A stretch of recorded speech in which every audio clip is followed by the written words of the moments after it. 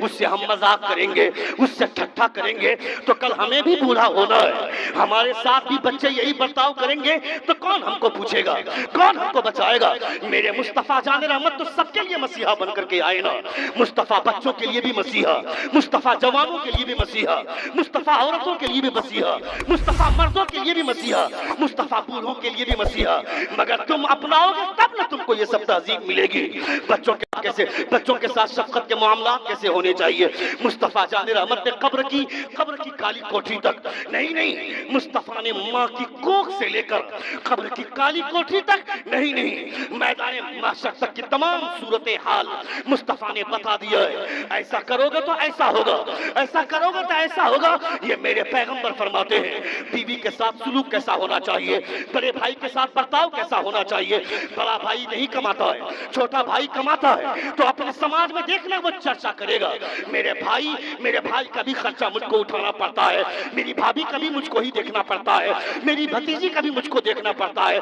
ऐ जालिम, अगर अच्छा काम कर रहा है तो 4 लोगों के बीच में बोलकर अपनी नेकियां बर्बाद क्यों कर रहा है। अपने 4 लोगों के बीच में बोलकर अपने बड़े भाई की इज्जत उतार कर तू कौन सी इज्जत कमाना चाहता है। तुमने नहीं देखा नबी कौनन की बारगाह में एक सहाबी आते हैं, फरमाते हैं अल्लाह के रसूल, मैं दिन भर मेहनत करता हूँ, कमाता हूँ, मेरे पास बहुत ज्यादा पैसे आते हैं, मगर हमारा सारा खर्चा मेरे भाइयों की वजह से, मेरी बहनों की वजह से बढ़ जाता है। बाप को भी देखना पड़ता है, माँ को भी देखना पड़ता है, भाई का भी खर्च देखना पड़ता है, घर का खर्चा भी संभालना पड़ता है। ए मुस्तफा, पैसे मेरे खत्म हो जाते हैं, पैसा बचने की कोई सूरत बताइए। नबी ये कौन है, क्या फरमाते सुनो।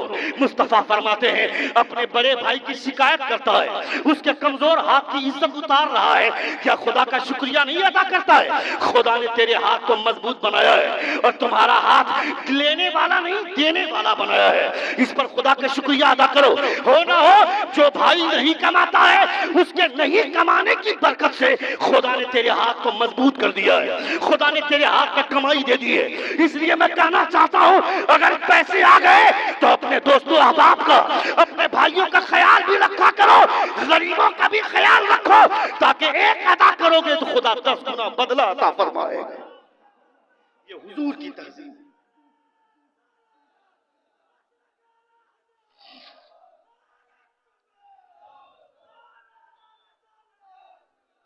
हजरत इब्ने सजा किरमानी, मेरी बेटी, सुन रहे जोर से अपने दोनों हाथों को फिजा में लहरा कर कहें या रसूल अल्लाह। हजरत इब्ने सजा किरमानी फरमाते हैं मेरी बेटी, तुझे शौहर कैसा चाहिए। पहली बात तो आज की तारीख में सवाल ही नहीं होता है, ये समझते हैं कि लड़कियां मजबूर हैं, उन्हें पूछने की जरूरत नहीं है, जबकि इशारे में हर मर्द की जिम्मेदारी है, हर बाप की जिम्मेदारी है अपनी बेटी का रिश्ता तय करने से पहले एक मर्तबा अपनी बेटी की राय जानने की कोशिश करनी चाहिए। खुद नहीं पूछेंगे तो अपनी बीवी से कहें कि फलां लड़के से रिश्ता तय करने वाले हैं, पूछ लो अपनी बेटी से ये रिश्ता ठीक रहेगा कि नहीं रहेगा। ये किस लड़की से पूछा जाएगा? जो लड़की दीनदार होगी, जो लड़की पहले ही से दुनियावी जिंदगी में मगन रहती है, 24 घंटा फेसबुक में, टिकटॉक में, इंस्टाग्राम में रोजाना वीडियो बनाकर अपने अधरंगे कपड़े पहनकर पोस्ट डालती रहती है। इसको तो समझ में ही नहीं आता है, इसको लगता है कपड़े उतारने की वजह से शोहरत मिलती है, इसे लगता है बदन को नंगा करने की वजह से शोहरत मिलती है। एक बेवकूफ लुच्ची बेहुदा लड़की, कपड़े उतारने की वजह से शोहरत नहीं मिलती है। तुमने नहीं देखा कर्नाटका की मुस्कान नाम की लड़की को, जिसने हिजाब के अंदर से रहकर खुदा के नाम का नारा बुलंद किया। अल्लाह रब्बुल इज्जत ने ऐसी शोहरत अता फरमाई है कि मुस्कान का चेहरा कोई देखे ना देखे, मगर मुस्कान का नाम पूरी दुनिया जान गई है। वाह वाह वाह वाह, जिंदाबाद जिंदाबाद, क्या कहने, वाह। मुस्कान का नाम पूरी दुनिया में जान गई है, पूरी दुनिया जान गई है। मगर तुझे लगता है कि टिकटॉक में वीडियो बना लेंगे तो 4 फॉलोवर्स से बढ़ जाएंगे, 8-10 लाइक से मिल जाएंगे, मुझे शोहरत मिल जाएंगे। ये आवारा कुत्ते लाइक न करें तो क्या हुआ, ये आवारा कुत्तों के लाइक के लिए वीडियोस बनाती है। अपना कैरेक्टर ऐसा बनाओ कि खुदा के फरिश्ते तुमको लाइक करने लगे, मुस्तफा जाने रहमत लाइक करने लगे, और जब मुस्तफा जिसको पसंद कर ले उसे तो यकीनन खुदा पसंद फरमाएगा। यकीनन खुदा पसंद फरमाएगा, यकीनन खुदा पसंद फरमाएगा। इब्ने सजा किरमानी ने अपनी बेटी से कहा, मेरी बेटी तुझे शौहर कैसा चाहिएगा, कैसा शौहर चाहिए? बेटी का जवाब सुने। बेटी बोलती है, मेरे मेरे अब्बा हुजूर, अगर आपने सवाल किया है तो मुझे ऐसा लड़का चाहिए जो पांचों वक्त की नमाज पाबंदी के साथ अदा करता हो, खुदा पर भरोसा रखता हो। मुझे ऐसा शौहर चाहिए, ऐसा शौहर चाहिए। अब बाप चला अपनी बेटी के लिए दामाद तलाश करने के लिए, अपने लिए अपनी बेटी के लिए शौहर तलाश करने, अपने लिए दामाद तलाश करने। कहां? हमारा बाप कहां जाता है? जिसके पास बैंक और बैलेंस होता है, जिसके पास 4 व्हीलर कार होती है, जिसके घर जिसका मकान आसमान से बात करता होगा, जिसकी बिल्डिंग आसमान से बात करता है। बारात में जाता है जब ये लौंडे, तो इसको देखना आवारागर्दी को, पटाखे छोड़ेगा, पटाखा फोड़ेगा। ए जालिम, ये पटाखा अपने बाप की कमाई से लिया है क्या? तू अंदर जो चड्डी पहना है ये भी तेरे बाप की कमाई का नहीं है, ये भी तूने अपनी बीवी के दिए हुए जहेज के पैसे से खरीदा है। किस बुनियाद पर इतना उड़ रहा है, किस बुनियाद पर इतना स्टाइल लगा रहा है? डीजे लाएंगे, नौजवान लड़के बोलते हैं जब तक डीजे नहीं आएगा मैं शादी नहीं करूंगा।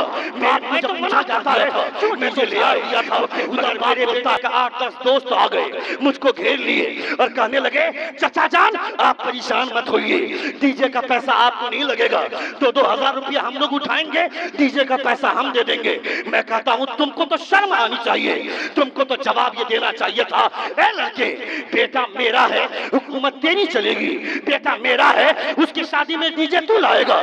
तू ये बोलता है ना शादी रोज रोज नहीं करते हैं, जिंदगी में एक बार होती है, एक बार ही करनी है तो धूमधाम से करनी है।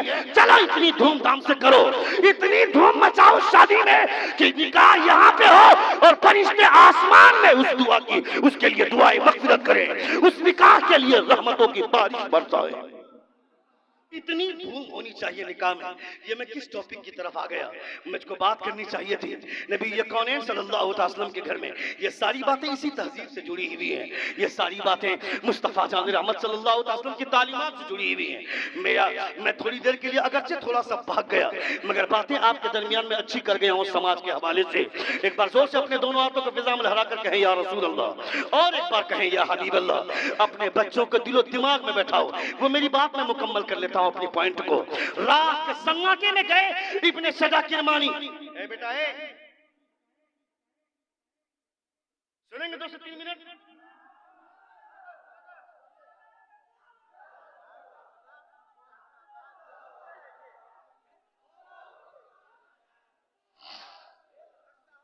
ये शराफत भाई कहाँ बुला लिए आप?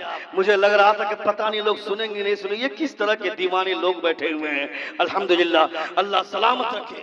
हुजूर की बातें सुनने के बाद, मुस्तफ़ा का कैरेक्टर सुनने के बाद, ऐसे ही लोगों के चेहरे पर ताजगी होनी चाहिए। हजरत इमाम कलयूबी फरमाते हैं, हुजूर की तारीफ और हुजूर का कैरेक्टर ऐसे लोगों के सामने पेश करना, जब हुजूर का कैरेक्टर बयान करो तो चेहरे पे मुस्कुराहट हो, उसके चेहरे पे तबस्सुम हो, काहे नहीं लगाने, ड्रामाबाजी नहीं करनी है, लतीफाबाजी नहीं करनी है। आजकल कुछ खतीबों को ऐसे ही लोग पसंद करते हैं, उसको बुलाओ वो स्टेज में हंसाता बहुत अच्छा है, बुखारी शरीफ पढ़कर हंसाएंगे, तिरमिजी शरीफ पढ़कर हंसाएंगे, तफसीर अबू सऊद पढ़कर हंसाएंगे, तफसीर जलालैन पढ़कर हंसाएंगे। जब लोगों को हंसना ही था तो किसी आलिम को क्यों बुलाया गया? कपिल शर्मा का वीडियो देख लेते, कपिल शर्मा को बुला करके हंसा लेते, वही हमारे लिए काफी था।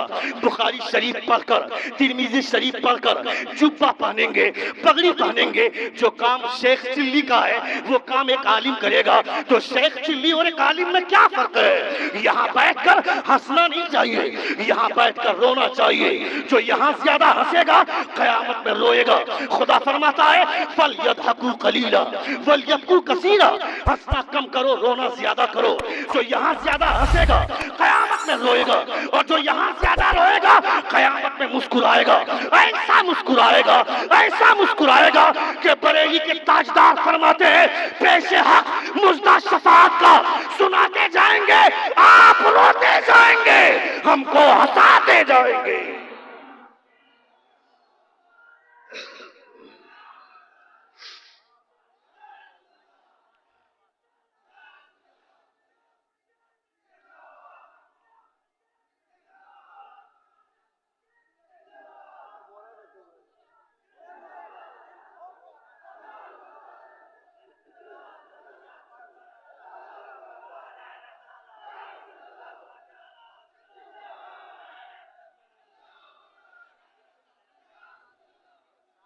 पेश हक मुजदा शफात का सुनाते जाएंगे, आप रोते जाएंगे, हमको हंसाते जाएंगे।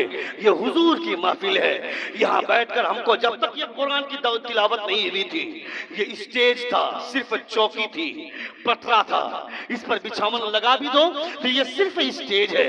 मगर जैसे ही कुरान की तिलावत हो गई, अब ये स्टेज नहीं, ये मिंबर रसूल बन गया। अब ये मिंबर नूर बन गया। कुरान की तिलावत हो जाने के बाद कोई ड्रामाबाजी नहीं, कुरान की तिलावत हो जाने के बाद कोई लतीफाबाजी नहीं, कोई कहबाजी नहीं। यहाँ बैठकर लोगों के सामने मुस्तफा का कैरेक्टर बयान करो, यहाँ बैठकर हुजूर का किरदार बयान करो, हुजूर गौसे आजम की कहानी सुनाओ, अपने बुजुर्गों का कैरेक्टर पेश करो, ताकि तुम्हारा नौजवान जान सके कि गौसे आजम कौन थे, गरीब नवाज कौन थे। मेरा बेटा जानता है सलमान खान कौन है, मेरा बेटा जानता है सलमान खान की पहली फिल्म रिलीज कब होगी, मेरा बेटा जानता है सलमान खान की फिल्म ने एक हफ्ते में कितना बिजनेस किया। मैं कहता कौन है सलमान खान, कौन है शाहरुख खान, कौन है आमिर खान, इसे तुम मुसलमान जानते हो। ये मुसलमान के नाम पर कलंक का बदनुमा दाग है, तुम इसे मुसलमान मत समझना। ये मुसलमान नहीं है, सिर्फ मुसलमानों का नाम है इसका, मुसलमानों जैसा कोई कैरेक्टर नहीं है। मेरी बेटियां रमजान के महीने में रोजा रखने के बाद भी ये बाजार जाती है, जाकर बोलती है सानिया मिर्जा की नथनी चाहिए। कौन है सानिया मिर्जा, तुम उसे मुसलमान जानते हो क्या?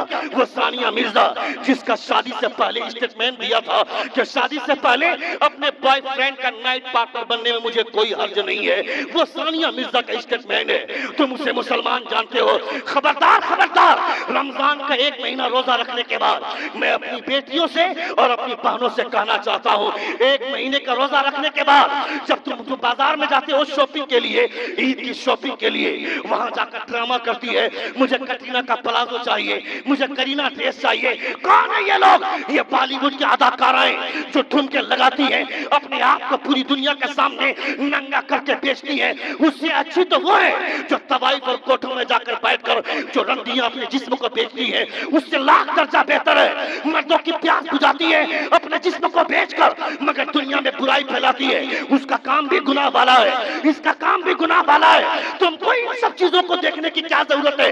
तुमको तो अपने बाप को बोलना चाहिए था, मेरे बाप, मेरे अब्बा हुजूर, मैंने एक महीने का रोजा रखा है, ये रोजा बर्बाद नहीं करना चाहती। नबी ये कौन फरमाते हैं दुनिया की सबसे बुरी जगह बाजार है, मैं वहां नहीं जाऊंगी। मुझे कोई करीना का ड्रेस नहीं, मुझे वो ड्रेस ला करके दीजिए जो नबी की बेटी फातिमा पहना करती थी।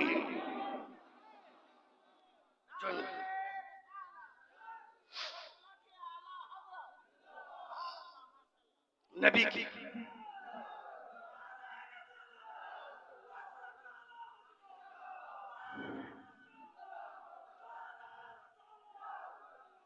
वलक़द ज़रअना लिजहन्नम कसीरम मिनल जिन्नि वल इंस लहुम क़ुलूबुन ला यफ़क़हून बिहा व लहुम अयुनुन ला युबसिरून बिहा व लहुम आज़ानुन ला यस्मऊन बिहा। खुदा फरमाता है, मेनी ह्यूमन बीइंग एंड जिन we have created will go to the hell, they have hearts but they do not understand their wit, they have eyes but they do not see their wit, they have ear but they do not hear their wit, they are like a cattle. Mustafa जान रहमत का खुदा फरमाता है, हमने बहुत सारे जिंदात और इंसान को इसलिए पैदा किया है कि वो दोज़ख में जाएं। क्यों दोज़ख में जाएंगे? खुदा ने दिल दिया था, इस दिल में मुस्तफा जान रहमत की मोहब्बत बसनी चाहिए थी। खुदा अल्लाह रब्बुल इज्जत का, जब अल्लाह रब्बुल इज्जत का की मोहब्बत बसनी चाहिए थी, मगर हमने किसको बसाया? आवारा लड़कियों को बसाया, आवारा लड़कियों को बसाया, बेहया लड़कियों को बसाया, और शादी के प्यार के नाम पर हमने अपनी जिंदगी तबाह कर ली। मैं कहता हूं जिसे तुम प्यार बोलते हो, ये प्यार नहीं है, ये आवारागर्दी है, ये लुच्चापन है, बेहयाई है। ये प्यार इसे नहीं बोलते। शादी से पहले तो प्यार का कोई कॉन्सेप्ट ही नहीं है मुस्तफा की शरीयत में। मुस्तफा की शरीयत में प्यार शादी के बाद है। शादी से पहले जो प्यार होता है इसमें शैतान का हाथ होता है, और शादी के बाद जो प्यार होता है इसमें रहमान का हाथ होता है। अल्लाह रब्बुल इज्जत का फजल होता है शादी के बाद प्यार करना, अपनी बीवी से प्यार करना। हुजूर फरमाते हैं, गौसे आजम अपनी किताब में नकल फरमाते हैं, जो शौहर अपनी बीवी को देखकर मुस्कुराता है और बीवी अपने शौहर को देखकर मुस्कुराती है, हुजूर फरमाते हैं ये मुस्कुराना देखकर खुदा भी मुस्कुरा दिया करता है। जोर से बोलिएगा। जब शौहर अपनी बीवी को देखकर मुस्कुराए, जब बीवी शौहर को देखकर मुस्कुराए, हुजूर फरमाते हैं जब शौहर अपनी बीवी का दिल बहलाने के लिए उसका हाथ थामता है और बीवी मुस्कुराते हुए अपने शौहर की तरफ देख लेती है, तो हुजूर फरमाते हैं खुदा मर्द को भी और औरत को भी 10-10 नेकियां अता फरमाता है, 10 गुनाह मिटाता है और खुदा 10 दर्जात दोनों के बुलंद फरमा दिया करता है। ये कम बड़ी बात नहीं है। तुमको अपनी बीवी से प्यार करना चाहिए था। आज 99% लोग अपनी बीवी को झेलते हैं, प्यार नहीं करते हैं, जबकि बीवियां झेलने की चीज नहीं है, बीवियां प्यार करने की चीज है। मैं अपनी बीवी का जूठा खा लूंगा तो समाज के लोग चिढ़ाएंगे, इसकी कोई इज्जत नहीं है, इसका कोई वकार नहीं है। मैं कहता है जालिम, बीवी का जूठा पी लेने से, जूठा पानी पी लेने से अगर इज्जत घटती है तो मुस्तफा जाने रहमत से ज्यादा इज्जतदार कौन होगा? मुस्तफा जाने रहमत से ज्यादा बामकाम कौन होगा? हजरत आयशा सिद्दीका रज़ियल्लाहु ताला अन्हा पानी पी रही हैं, मुस्तफा फरमाते हैं आयशा वो पानी थोड़ा सा बचा कर रखना, मैं भी पीऊंगा उसी कटोरे से। हजरत आयशा पानी पीकर छोड़ देती है, मुस्तफा जाने रहमत वो कटोरा उठाते हैं और फरमाते आयशा उस जगह पे बताओ जहां पे तुम्हारे होंठ लगे थे, वहां से मैं भी पानी पीऊंगा ताकि दोनों की मोहब्बत में इजाफा हो जाए। जोर से बोलिए। ये है मुस्तफा की तहजीब, ये है मुस्तफा का कैरेक्टर, ये मुस्तफा जान रहमत की जिंदगी है। अपने समाज में हम आजाद हैं, कोई पूछने वाला नहीं, कोई टोकने वाला नहीं है। अपने समाज के बंदे अपनी जिंदगी तबाह करते हैं। खबरदार खबरदार, अपनी जिंदगी तबाह मत करो। रात के सन्नाटे में इब्ने सजा किरमानी चले हैं, रात के सन्नाटे में अपने लिए दामाद तलाश करने, अपने लिए अपनी बेटी के लिए शौहर तलाश करने के लिए कहां जा रहे हैं? मस्जिद में जा रहे हैं। मस्जिद में जाकर सर को सजदे में रखा, खुदा से दुआ कर रहे हैं परवरदिगारा मेरी बेटी का जो रिक्वायरमेंट है, मेरी बेटी ने जो फरमाइशें रखी हैं, ऐ परवरदिगारा खुदा पर भरोसा करने वाला, तुझ पर भरोसा करने वाला, पंज वक्ता नमाज की पाबंदी करने वाला ऐसा लड़का मैं कहां तलाश करूं? मैं कैसे ढूंढूंगा ऐसे लड़के को? कहां से तलाश करूं? ऐ परवरदिगारा ये मेरे लिए बहुत मुश्किल काम है। ये दुआ कर रहे हैं सजदे की हालत में, अचानक मस्जिद के कोने से एक हल्की सी आवाज आई रोने की।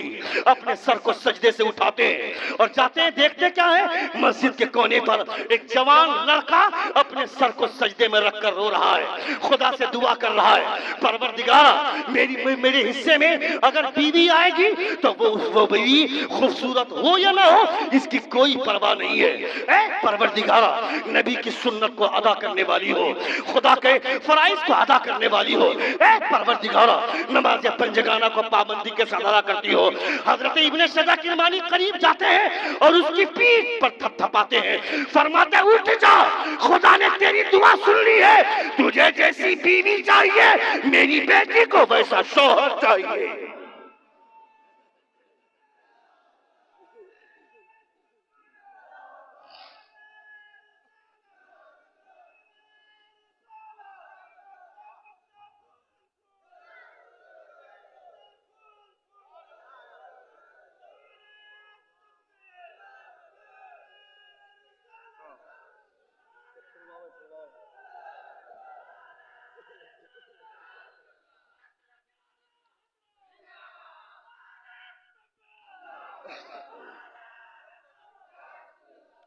तुझे जैसी बीवी चाहिए मेरी बेटी को वैसा शौहर चाहिए। आजकल के लड़कों से पूछ दो तुझे बीवी कैसी चाहिए? गोरी चमड़ी चाहिए।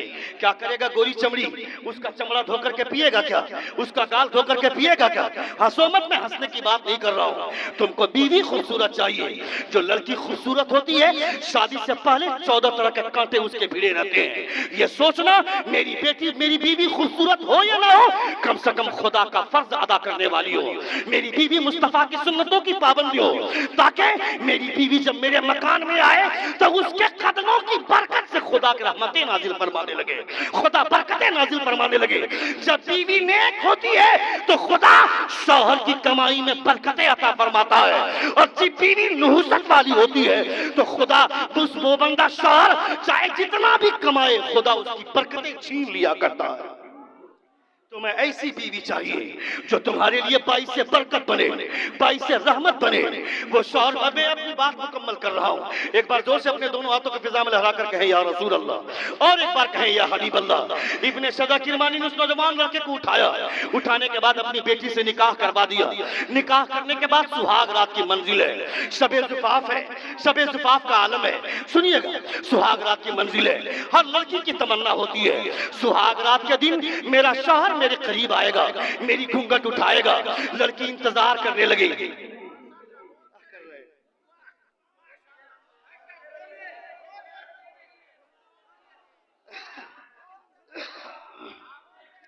एक बार जोर से कहें या रसूल अल्लाह, और एक बार कहें या हबीब अल्लाह। हजरत इब्ने सजा किरमानी ने अपनी बेटी का निकाह उस लड़के से करवा दिया। सुहाग रात की मंजिल है, शबे ज़ुफ़ाफ़ है, तो रूहें कुर्ब की मंजिल से हमकिनार होने वाली हैं, तो जिस्म का इत्तिसाल होने वाला है, तो रूहें मिलने वाली हैं। सुहाग रात के दिन लड़की का इंतजार होता है, मेरा शौहर मेरे करीब आएगा, मेरे घूंघट को उठाएगा। वो लड़की इंतजार कर रही है। एक रात गुजर गई, 2 रातें गुजर गई, 3 रातें गुजर गई, नहीं 1 हफ्ता, 2 हफ्ते, 3 हफ्ते, नहीं 1 महीना गुजर गया। लड़की के सब्र का पैमाना छलका। वो अपने बाप के पास जाती है, बोलती अब्बा हुजूर, जब मेरे मकसद के मुताबिक, मेरी पसंद के मुताबिक शादी नहीं करवाना था तो मुझसे पूछा ही क्यों? मेरी पसंद पूछनी ही नहीं चाहिए थी। आपने ऐसे लड़के से मेरी शादी करवा दी जो शादी का मतलब ही नहीं जानता है। शादी का मतलब यह होता है कसरत उम्मे रसूल पाक, यानी मुस्तफा की उम्मत में ज्यादती हो, यानी हुजूर की उम्मत में ज्यादा से ज्यादा लोग बढ़े। कल कयामत के दिन जन्नतियों की सफ़े लगाई जाएंगी, 120 जन्नतियों की सफ़े होंगी, उनमें से 80 सफ़े सिर्फ उम्मत मोहम्मद की होंगी। जोर से बोलिए, 120 सफ़ों में 80 सफ़े सिर्फ उम्मत मोहम्मद की होंगी। बेटी बोलती अब्बा हुजूर, मेरा शौहर जिससे आपने मेरा निकाह करवाया वो शादी का मतलब नहीं जानता है, निकाह का मतलब नहीं जानता है, उससे मेरा निकाह करवा दिया। इब्ने सजा किरमानी ने अपने दामाद को बुलाया और कहा कि अगर तू शादी के लायक नहीं था, निकाह का मकसद नहीं जानता है, तो क्यों मेरी बेटी की जिंदगी के साथ खिलवाड़ किया, क्यों मेरी बेटी की जिंदगी तबाह कर दी? तुमको नहीं शादी करनी थी तो बोल देता, मैं तेरी निकाह में अपनी बेटी को नहीं देता, नहीं देता। वो लड़का जवाब देता, सुनिएगा, वो लड़का बोलता है आपके पास बेशुमार दौलतें हैं, बहुत सारी दौलतें आपने जमा करके रखी हैं, उन दौलतों में से कोई दौलत हराम की भी होगी, कोई दौलत हराम की भी होगी, हलाल की भी होगी। आपकी बेटी की परवरिश आपके घर में हुई है, हमारी आपकी बेटी के पेट में हराम लुकमा भी गया होगा, हलाल लुकमे भी गए होंगे। और हुजूर फरमाते हैं हराम लुकमे की एक खजा जब पेट में चला जाता है, हराम का एक लुकमा जब पेट में चला जाता है, उसका असर उसके अंदर 40 दिन तक रहता है। मैं चाहता हूं अपनी हलाल कमाई से अपनी बीवी को 40 दिन तक अपना हलाल रिज़्क़ खिलाऊं, और उसके बाद जब अपनी बीवी से सोहबत करूं तो खुदा मुझको बदकार बेटा नहीं, नबी का वफादार बेटा अता फरमाएगा।